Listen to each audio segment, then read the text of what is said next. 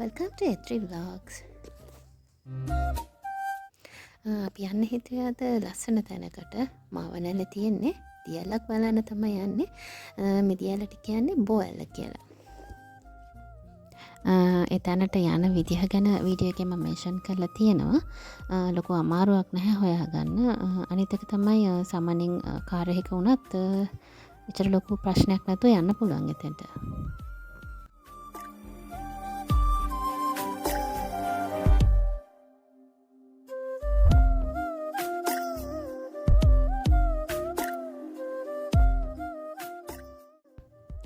අපි දැන් මේ ඇවිල්ලා ඉන්නේ ඒ තැනට. අද නිවාඩු දවසක් ඉඳලා පොඩ්ඩක් ක්‍රවුඩ් එක වැඩි. ඉතින් මෙතන ලොකු පාකින් ඒරියා එකක් නැහැ. ඒක නම් පොඩි ප්‍රශ්නයක්. ඉතින් වාහන ගොඩක් ආවොත් නම් පාක් කරගන්න පොඩක් ඉඩමදි එකක් තියෙනවා.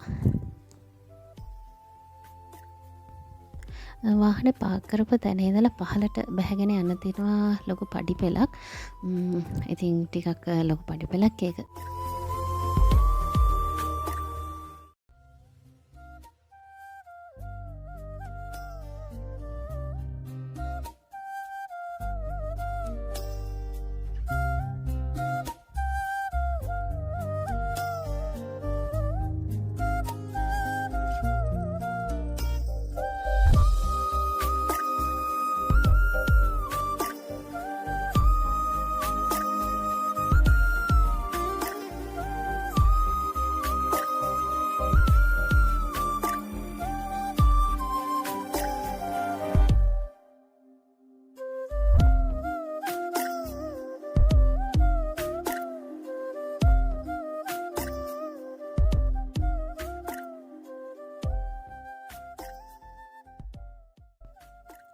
පඩිපෙළ ඉවරන තැන ඉඳලා තියෙන ලොකු ගල් තලාවක්. ඉතින් දියැල ටිකක් ළඟට ගිහිල්ලා බලන්නත් ඒ වගේම හරි නාන්න වගේ වල හිතාගෙන යනවා නම් ඉතින් මේ ගල් තලාව බැහැගෙන යන්නම වෙනවා. ඉතින් ගල් තලාව බහිනවා කියන එක නම් ඇත්තටම හරිම අමාරු වැඩක්.